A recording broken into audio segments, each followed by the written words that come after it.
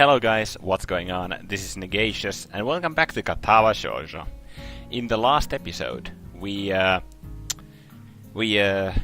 up with Iwanako's letter, the breakup letter, so to speak, and gonna discuss that it's over with Iwanako, we're done, we won't be basically seeing each other anymore.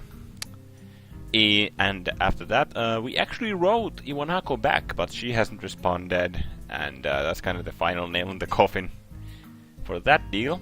After that, we went to lounge outside and kind of had an inner monologue on how we would come to spend more time at the art classroom, or the art club room. And we went there, and Rin was painting a picture. We had a pretty lengthy talk with Rin about like how she is, and we got pretty much a lot of insight into Rin's character, and it all led to the point where Rin whispered to us that change is the one thing that she fears more than anything. And I wonder how's that gonna come into play, to be honest. After that, Nomiya entered the room, and he's like, we had a talk about some pretty inane stuff, really, about Rin's... well, I mean, not inane, but like stuff we already knew about Rin's like talent and the exhibition a little bit. And once we were done, we hopped over to the next day, and now we are about to go out for a picnic with Rin and Emi and Rin, because Emi won the track tournament. So let's get going. Are you sure you want to go? The weather that has been wonderful for all of June has finally taken a turn for the worse. The leaden clouds drooping over the town look worrisome, and the air feels heavy and still, just like before the rain. The forecast says that there's a 60% chance of rain this afternoon. Maybe this will mark the beginning of a rainy season. Of course I'm sure. I've been waiting for this all week. Emi had planned a picnic at some nearby park, with snacks aplenty bought from the convenience store, but with the weather this gloomy, it seems risky. I asked for some other people to come too, but they didn't want to go because of the weather. We have to prove them wrong. Wrong how? You know, like how it always rains when you think it won't, and when you think it will, it doesn't. Well, we'll go no matter what, so it's a win-win situation. I've been going without sweets for weeks because practice for the track meet, but now I can splurge on anything I want. Nothing is going to stop me now. I thought you were all about a healthy lifestyle and stuff. Haha, Hisao, you understand so little. There's not a single girl on the planet who doesn't love sweets. I totally squashed Emi's voice. I have no idea how to do it anymore. I don't like sweets. She doesn't count. Anyway, is this clear? Completely. We will go and eat our fill of sweets. Damn straight we will. I'm going to have to work it off later, but it's so worth it. Emi seems to be extremely determined about this. She's positively exhilarated, brimming with energy as always, but something seems special today. It looks like she can hardly stop herself from jumping up and down on the spot. Come on! I grasped the wooden handle of the umbrella I brought and start to follow the two girls, who seem to have no qualms about leaving me behind if I keep daydreaming. My umbrella is really fancy, the old-fashioned kind with a curved handle and a metal spike at the end. It used to belong to my grandfather. It looks like an antique, but it's in really good shape, almost as good as new. It's really big too. I remember how my grandfather, my grandmother, and I all fit neatly under it when a rainstorm caught us on the afternoon walk years ago when I was around 9 or 10. My grandparents are both gone now, but I still have the umbrella to keep me dry when it rains. So Hisao's grandparents are dead already. We walk along the road, leading down from the school towards the convenience store, the clouds casting their dark shadow down on us. The weather seems to be taking a turn for the worse, and I'm pretty sure that I just felt a raindrop on my head. Didn't you girls think of taking umbrellas? It really looks like it'll rain. Rin looks at her limply hanging sleeves and shrugs her shoulders. I don't have one. Besides, a little rain won't kill us. She pushes her chest out, looking very confident about that. We aren't made of sugar. I thought that's exactly what girls were made of, especially considering what you're planning to gorge yourself on today. She just sticks out her tongue in reply. The walk down from the school to the local shopping district is not a long one, but it's not very short either. It's all downhill, so our steps roll easily, but time stretches out nevertheless. The distance is right there, in that grey area where you don't expect the trip to be quickly over with, but you aren't preparing for a long walk either. Thus, the trip is slightly too long to stay comfortably quiet the whole time, though the girls don't seem to mind. Rin walks calmly ahead, seemingly lost in thought. I'm kind of wary about starting a conversation, since the last time didn't end very well for either of us. I haven't exchanged a single word with her since then. Emmy, on the other hand, is way too happy about just walking. She seems to literally jump on every step, or skip over cracks, or balance on the edge of the sidewalk. Every now and then she comments on something to which Rin replies in an automatic-sounding, nonsensical way that makes Emmy giggle a little. As we reach the bottom of the hill, the first raindrops begin to fall. I feel one hit on the top of my head, then two more hit my nose in quick succession. Yeah. It's not one or two rain clouds anymore. The entire sky has turned to shadowy grey, billowing rain clouds swirling right on top of us. Oh shoot, I guess we aren't going to have a picnic then. What now? Maybe we could have a rain picnic. A picnic in rain. No, we just all catch a cold and I don't like getting me or my snacks wet. I kind of like it. Not the snack spot though. Wait, have we actually seen that sprite on Emmy before, with like her sticking her tongue out like that? I don't think we have actually. Emmy considers our problematic situation for a moment, while I open my umbrella and lift it up, trying to hold it so that all three of us get covered. Hey, Hisao, have you been to the Shanghai yet? It's a cafe somewhere around here, right? I've heard of it. It's a nice place. Let's go there and wait out the rain. If it's just a really quick shower, we can still go for the picnic. And if it gets worse, we'll just order cake there instead. Neither Rin nor I have better ideas, so with Emmy taking the lead, we start walking briskly along a side street. The cafe is only a few blocks away, but even with the umbrella, we can't avoid getting slightly damp. The rain keeps coming down harder and harder. Raindrops leave tiny dots on the black asphalt road, which then combine into bigger patches like a pointillist artwork being made in front of our eyes in mere seconds. It's pouring heavily, drumming on the hoods of the cars parked on the sides of the street and already flowing in little creeks along the sidewalks. The yellow light shining through the rainwater streaming down the windows looks very warm and inviting. Hell yeah, red velvet again, baby. Da, da, da. I shake the excess water off the umbrella and head inside with them, following Emmy to a vacant table in the furthest corner of the small cafe. The place is almost full. Apparently other people had the same idea as Emmy, and now we are all stranded together here in this cozy little place. Varnished wooden... Jesus Christ. My mic is like overly sensitive today for some reason. Varnished wooden pillars and paper screens mix with Parisian-style tables and chairs in discordant harmony, a contrast of old and new. Light jazz plays quietly on the background, though it's mostly drowned out by the murmur of the customers. There's only one waitress serving the full house, frantically gliding from one table to another and trying to keep up with everything. To my surprise, I think I recognize her.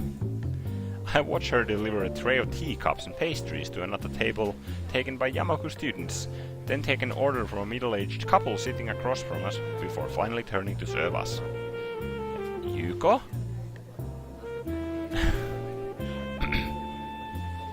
Now that she's close and facing me, I see that it really is her, the part-time librarian of Yamaku, in full waitress attire. It's a pretty cute outfit, and she has tied her hair up in buns to match.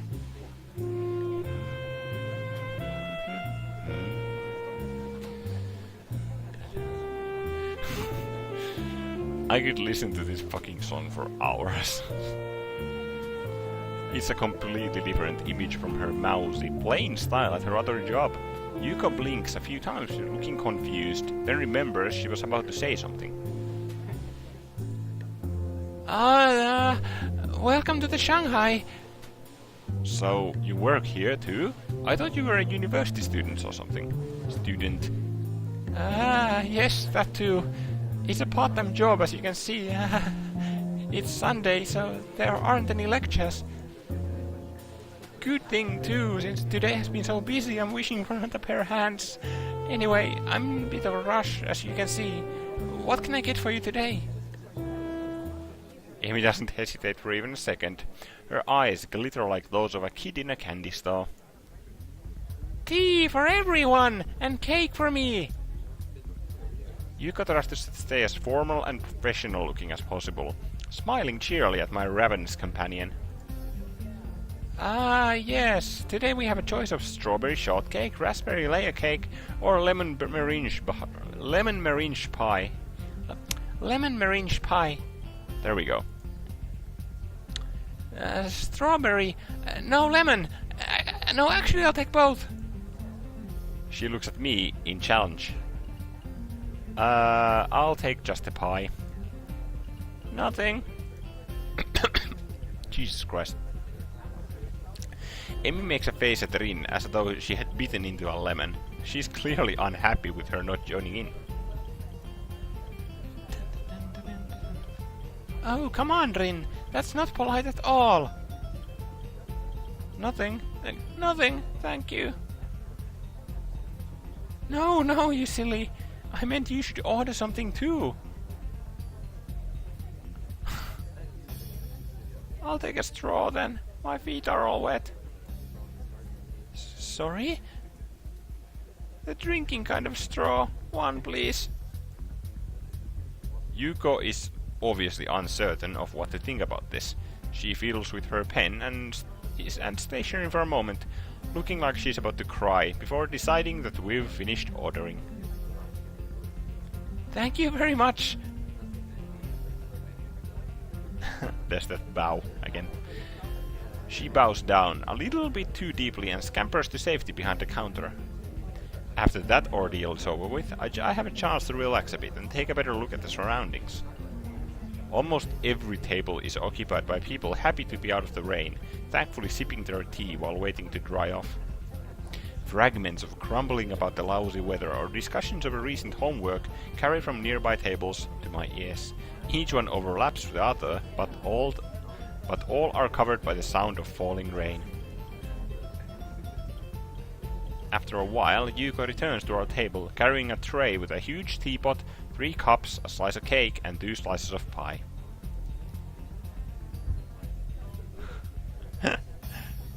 She slaps the tray onto our tiny table with a clatter, almost sending the teapot toppling over into Rin's lap. We barely recover before she bows and leaves, hurrying off to serve out the other customers. Amy has been eyeing her strawberry cake very hungrily all this time, but somehow she manages to contain herself until Yuko's out of sight. She digs in with gusto, while I content myself with pouring tea for everyone and placing the straw in Rin's cup. Rin looks at the way the tea swirls round and round in her white china cup, her eyes half closed, almost like she's being hypnotized. That looks kinda good. I pick up my fork and eye the food in front of me. The pie I got looks perfectly done. A thick layer of meringue, atop creamy lemon custard. After having the first bite, I pause, savoring the combination of tangy citrus and smooth, sugary meringue. It's quite good, though a bit too sweet for me.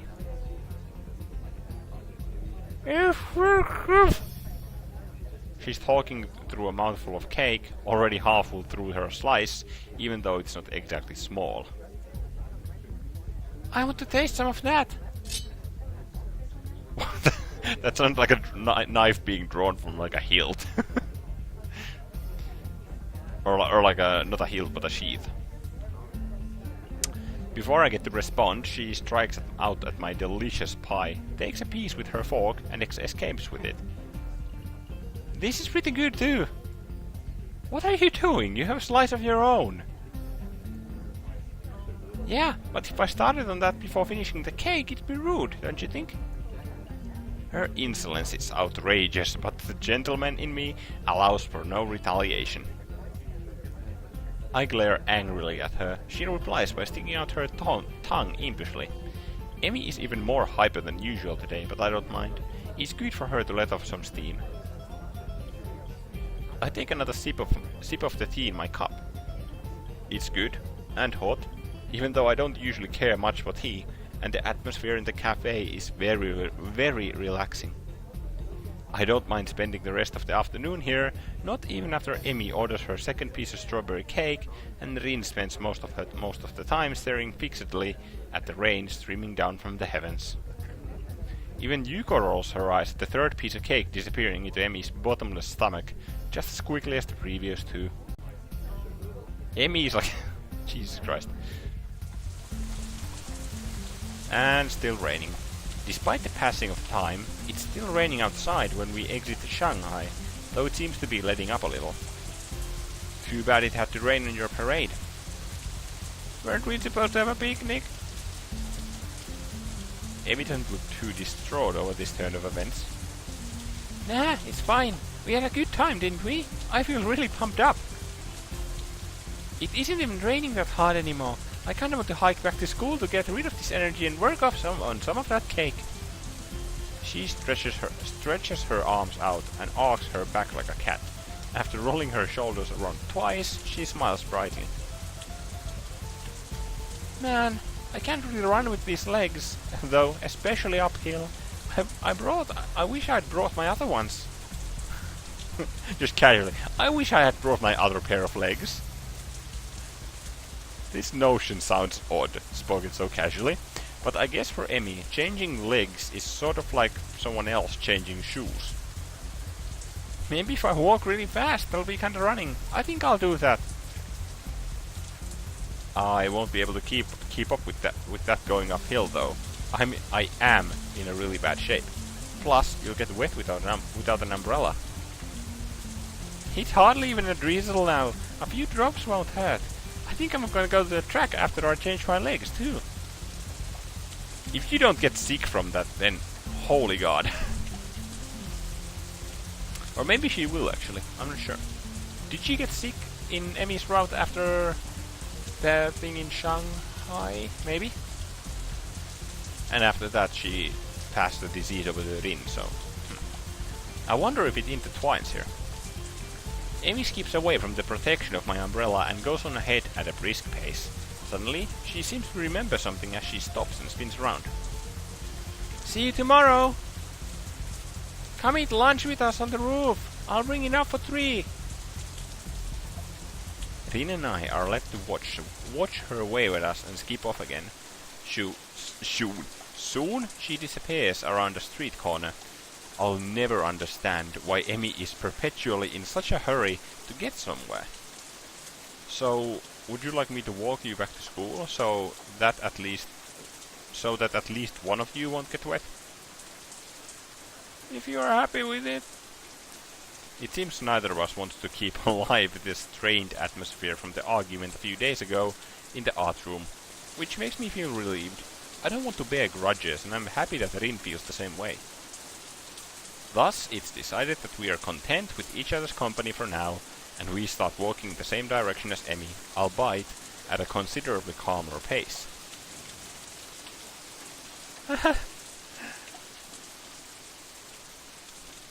I get a bit closer to Rin, even though the umbrella is already big enough to shelter us both. I can feel her nearby warmth, providing a contrast to the chill on this rainy weather. Dude, that looks so cool!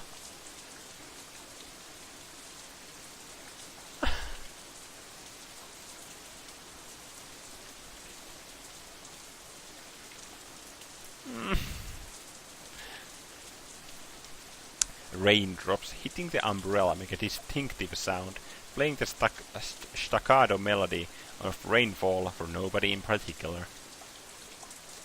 I realize I haven't been outside in the rain in what feels like forever. I inhale, taking in the scent of rain, feeling the weather with all my senses. I mean, it's really like relaxing to just... I mean, it's not normal to walk like in pouring rain, but if you... I just watching the rain and just listening to like the rain sound and like the scent that like the fresh like the scent of freshness after like a rainstorm, it's really calming. The world melts into a blur inside the rain.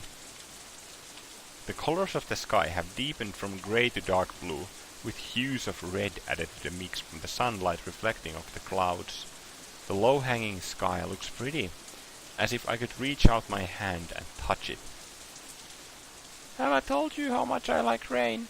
It's like painting. It makes me feel connected. Almost echoing my thoughts, Rin lets out one of her own. It slips out of her mouth, circling around us gently. Everything looks so soft. Like the outlines of things just disappear. I like that. It's like the rain is hugging me.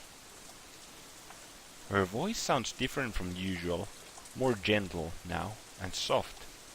I wonder if it's only because of the rain, or because of the mood the rain brought upon the quiet artist girl. I feel that mood in myself too, enhanced by her words. Yeah, I like rainy weather too. It's nice every once in a while. I wonder what is it about the rain?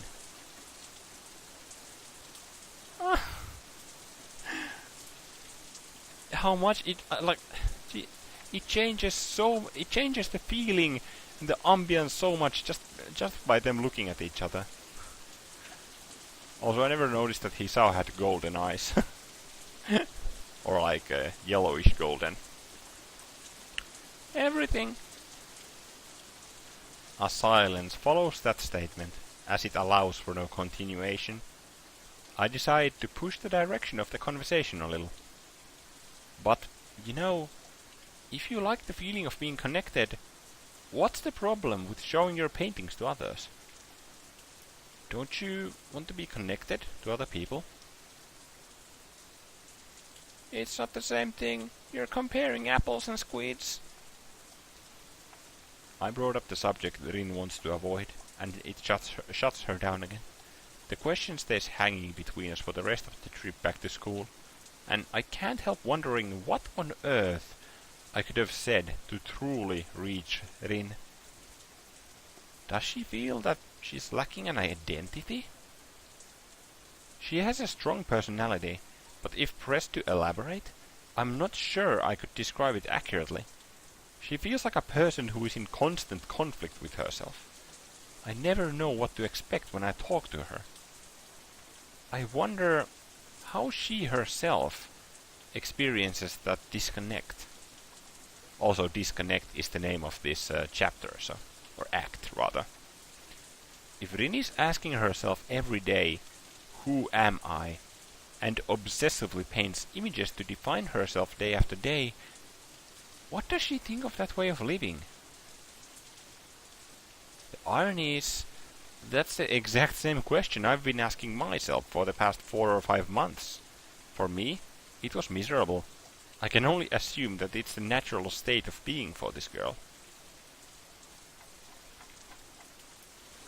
When we stop in front of the dormitories, Rin turns to face me, as if sensing my thoughts from afar. Her gaze travels emptily past my left shoulder into the shapeless rainfall. Her dark eyes seem to suck the low ambient light into themselves, like a reverse mirror. That empty gaze lets nothing out. If I want to understand what's going on behind those eyes, I have to work it out myself. Rin opens her mouth, then closes it without saying anything. The silence lasts for a few more moments before she takes a step towards the dorm building door. See you tomorrow!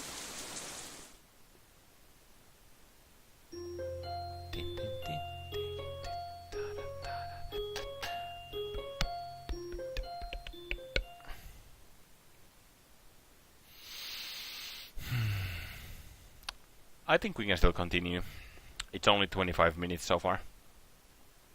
The next morning, like every second Monday morning until he says otherwise, I have an appointment with the nurse. They allow me to skip part of my first class in the morning, and I don't feel any shame in skipping the rest either. Rather than being thankful I get to miss world history, I instead feel dread when I think about these appointments. I wake up at the normal time anyway and wash myself in the bathroom I share with Kenji, tidying my sleep-disabled hair. I quickly get dressed and put my laundry in the basket. I pack up for the school day. I have all my homework done, like usual, so I have a bit of free time now. There's no point in going to the morning class for 20 minutes before I'd have to get to the nurse's office, so I lie down on my bed and read a book until it's time to go. The door to the nurse's office is open, which is unusual. I enter while knocking to announce my arrival. Looking up from his computer screen, he motions me to take a seat with a friendly hello. Steam wafts up from the piping hot cup of coffee on his desk. It's probably not his first today. How are you feeling on this wonderful morning, Hisao? I'm alright, I think. It was cold yesterday because of the rain, so I woke up feeling a bit groggy. You too, huh? Quite a few kids got caught without an umbrella, so we've been spending time handing out masks and curing Smith. So we've been spending time handing out masks and curing sniffles. Alright, today it's test day. Give me your arm. It's been a while since we've seen the nurse too, actually. I extend my left arm towards him, keeping my face expressionless. The nurse ties a rubber tourniquet around my bicep with a practiced movement and briskly goes about his business. I don't think anybody really likes getting stuck with needles, but at least I got over my distaste for them. I had to. Now I barely even twitch at the moment of truth. Once that's done, a blood pressure check follows. Then there are checklists and questionnaires to go through.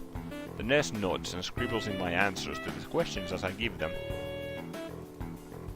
Alright, let's have a listen now. I unbutton my shirt and put it neatly on the back of the chair I was using while he puts on his stethoscope. I know by heart the order of places where he's going to listen to my lungs and heartbeat.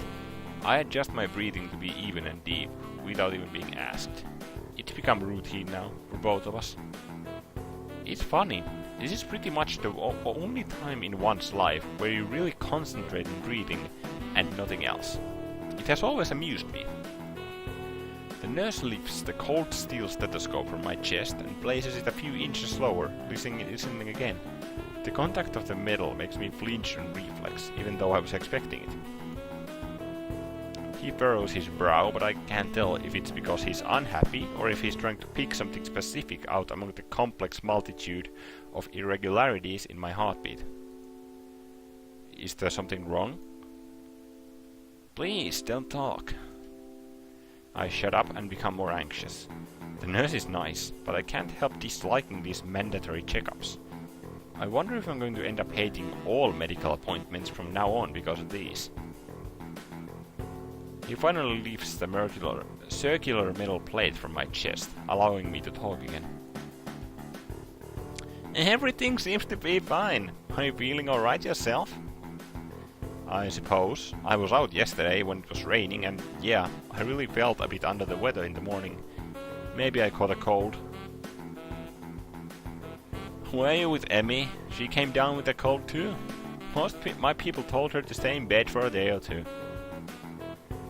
Really? I mean, I was with her, but I didn't know she got sick. I guess it was a dumb thing after all, for her to go out in the rain like that. Yeah, well, let's put that aside. Everything seems to check out for you, but remember to be careful. Of course, I really don't want to go back to the hospital. He catches something, maybe repressed terror, I don't know, in my voice, and glances up from some papers he was looking at. Hey, don't worry, at this stage, it would take a huge crash in your condition to get you re-hospitalized. It doesn't really reassure me, but rumbling about it won't make him any rumbling about it to him won't make any difference. I quietly take my leave. Walking along the corridor from the auxiliary building to the main school building, I encounter a young female nurse coming the other way. She smiles at me when we pass by each other. The lobby is empty of people. No surprise, since classes are still going on. I hear muffled sounds of discussion coming from behind the first floor classroom doors. I glance at my watch. I'd have to rush to get to my classroom in time, and I don't feel like going to class anyway, so I just have to climb up to the roof and have an extra long lunch break. Emi promised she'd bring something for me today, but if she's sick, that's probably not going to happen. I'm not feeling hungry anyway, so it's all the same. The climb up the steep stairwell to the roof is oddly liberating, almost like losing weight. I feel a satisfaction that it doesn't wind me as badly as it did the first time I came up here. I push open the squeaky door at the top and step into the sunlight. The chain link fence allows for a grand view over the treetops, all the way to the grey silhouettes of downtown, further away. Also, in this roof, I was scared for my life in the last route. Friggin' Misha, dude. The dreary weather of yesterday is just a memory now. The silvery blue sky seems to be a mere arm's reach away. I forget for a moment that I'm in a bad mood. The warmth of the sun soaks into my bones, making me drowsy and lazy instead.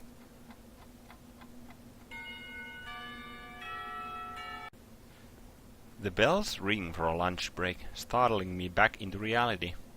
Soon afterwards, the quad below me bursts into life. Students pour out of the doors down to the ground floor, intent on enjoying lunch at the quad and the lush gardens in this perfect weather. When I hear the door to the stairwell being pushed open, I don't bother turning to see who it is. The intruder starts coming towards me with uneven footsteps. The little river of stones the roof is covered with rattle and crunch underfoot. The footsteps stop a few feet behind me, followed by a silence. I look upwards into the glowing eye of the sun, absorbing its warmth with my whole body. What are you doing? I turn around out of courtesy at her first words, to behold the slim, awkward figure of Rinteska. She looks very much like herself today too. Her hair is maybe a tad messier than usual, as if she just got out of bed. She stands with her weight shifted onto one foot, looking at me with mild curiosity, as if I were something in a store's display window. I don't know, just spacing out, I guess. What about you? Emmy promised food. We usually eat here. I'm afraid you're going to be disappointed. I heard Emmy came down with a cold. Oh, I guess it makes sense. She wasn't in class. It's not that common to get a cold in June, though. You don't think she went running at the track afterwards like she said. The rain just kept going. Probably. In the rain? In the rain. That sounds a bit too much just for keeping up with training regime. Emmy is a hard-headed one, though, so I can see her running in the downpour just because she had to. Well, that's obviously overdoing it. Probably why she came down with that cold too. But I guess it's kinda cool. Speaking of that, I'm not feeling well either. Achoo! Rin sneezes pretty hard, failing to stop it in time. She cranes her head down to wipe the nose on her shoulder, so deciding that would be too unladylike, I pull out my handkerchief and hold it to her nose. Here, bless you. Thanks. She clears her nose and I dab the handkerchief gently on it, wiping it clean. Her nose is really cute. Her nose is really cute. Oddly enough, it's probably the girliest part on Rin's face. I think I'm blushing a little, but Rin doesn't notice. Thanks. I think I might be coming up or down with something too, like I was saying. Hope not. Rin doesn't seem to be bothered about eating, so despite the lack of Emmy-provided lunch, we stay up on the rooftop. She comes over and stands next to me, right up against the fence, looking into the same abstract distance as I am. Nobody else seems to be coming around to intrude upon this calmness either. It's quiet and peaceful. What does one do on a lunch break, if not eat? It turns out that between the two of us, we don't really know. Fortunately, passing time is an activity that manages itself just fine. Even though there's no conversation to fill the silence between the passing seconds, no pointless activities like cloud gazing or to spend upon the minutes between now and then, time marches on relentlessly. I keep checking the time on my watch, then decide it's a dumb thing to do. Instead, I try to hold out for as long as possible before I check it again. Maybe I can hold out for 6 or 7 minutes. Rin remains silent, idly looking up at the cerulean expanse above us. I wonder why, more often than not, we don't speak much. She said that she doesn't like speaking because of her perceived difficulties with expressing herself properly. As for me, I think I just got sucked into the habit at the hospital, where I spent such a long stretch of time never really talking to anyone. Most of the time I feel comfortable about this quiet mood, and even when I get the feeling that I have to break the silence, it's always so difficult to come up with something to talk about when it's with Rin. She and I are at such different wavelengths that nothing seems to be on common ground. What is it that you like about the sky so much? She turns to me, her eyes dark and serious. Sky is the only thing that's perfect. I know it. You could say I'm an expert of sky if you wanted. And I am, even if you didn't want to, a sky expert. It's always different, but it's always perfect also when it's different. I follow her gaze up into the boundless blue expanse, thinking of her words. Have you ever wanted to be something different? It wouldn't be so bad to be the sky. No, I mean someone else, someone different. To go to a normal school like everyone else, not to have worry about stuff.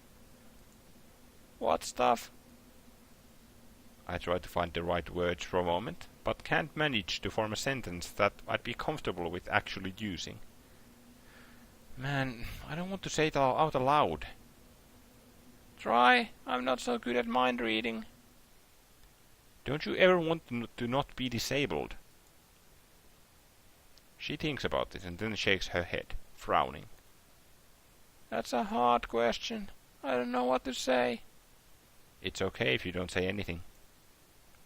For some reason, I'm just so unsatisfied with who I am right now that I'm constantly thinking stuff about that. It's pretty hard to admit, but there it is. Honestly, I feel relieved about finally saying it aloud to someone, even if it's just Rin. I think I want to be different sometimes.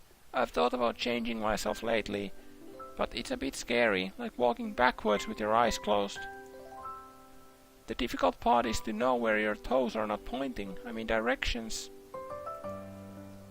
Even if I don't do anything, I would never stay the same. Okay, here we go. It's like my old paintings. They're different than what I paint now, because I'm different. I'm different! 10 points to anyone who gets that reference. But they are still mine paintings, so there's something same. That's really strange. I'm different in every way, but I'm still me every day. Who am I then? Is that a riddle? If you want it to be. I don't know the right answer though, so you have to come up with it yourself. Well, it's the sky, isn't it? Going by your definition just now. I actually managed to surprise her by that. Maybe she had already forgotten about it. That's right. I was thinking about that myself when I said that. Very strange. Could it be that I actually am the sky? I don't think that's possible. Your logic's a bit off somewhere. She looks down and shuts up, and I can see that she's quickly going over the deduction mentally, seeming unhappy with the results she finally arrives at. Yeah, maybe I'm not the sky. Would make sense. I have a hard time knowing what kind of person I am. You're not the only one. It's like my mind is in some other place than the rest of me. Underwater? Yeah, I wonder how it got there. I have no answer, and so a brief silence falls between us for a moment. I shift my gaze back to the sky above us. The last time I really paid much attention to the sky was... I guess it must have been at the hospital. I could only see a thin strip of the sky from the window of my room. If I walked up to the windows and pressed my face against the cold glass, the strip became bigger, but not by much. That sky made me feel sad and lonely, a reminder of the world on the other side. I wonder if there's another world beyond the sky we see from up here on the school's roof as well. I can't stop comparing life at Yamaku to my hospitalization, but I really should. I'm not there anymore. The narrow sky from the window of my hospital room, the faces of the doctors, the faces of my parents, the off-white walls everywhere, Iwanako's letter echoing the words she never said. They are things of the past now. I wish I could forget everything up until now. That time would stop completely. There would be only me, Rin, and the sky. An eternal lunch break on this rooftop. Perfect, unchanging, and forever. I'm not sure if I like or hate this school. I could have gone to a normal school if I wanted, but I chose to come here. Why? I just decided I would. Kind of like a melon or plum jelly. Do you think it was a good idea? I mean, there are a lot of good things about the school, but I think there are a few bad things also. I know. I kind of collect people, because they are interesting. People here are really amazing. Most of them, but not all. Some people can't take it. They hurt too much. It gets really bad sometimes, you know. They hurt. I wonder if you're like that too. I hope not. I don't like things like that. Hey, I'm not your case study, and I'm not going to give up and die or anything. Anyways, I meant more like this place is too distant from the real world. What's the real world? Everything out there, real people with normal everyday lives that fit together like a puzzle. You don't think we aren't like that, real people? Maybe we aren't. Well, no, we are. I just meant that it feels more like we're the leftover pieces. Rin thinks for a while, her almond-shaped eyes narrowing as she bites her lip a little bit, like a child. Is it hard to be disabled? Her question earns a dry chuckle from me. You tell me. You've been in this business a lot longer than I have. She thinks about that for another while. I don't really feel that disabled. I mean, I do pretty much everything differently, but it's not that hard. I can always practice. I've started to practice food things this year. I think I'd want to learn to cook in a real kitchen someday. Oh, that's admirable, but I don't think it's just a state of mind. Maybe not to you. I have no good counter to that, so I concede by falling silent. The situation is making me more and more confused. I know what I want, but don't know how to reach it. Rin seems to believe she can simply will herself into the shape she thinks she needs to be, but can't decide whether she wants to be a bird or a butterfly. I think, in the end, I'm not really that happy with who I am either, but that doesn't mean I regret being who I am. That's the thing that's wrong with you, Hisao. Damn.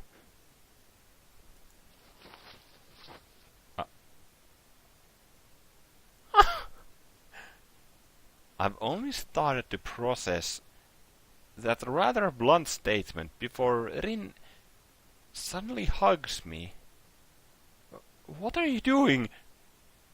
I've never been hugged by a girl with no arms before. To be honest, it doesn't really physically feel like a hug.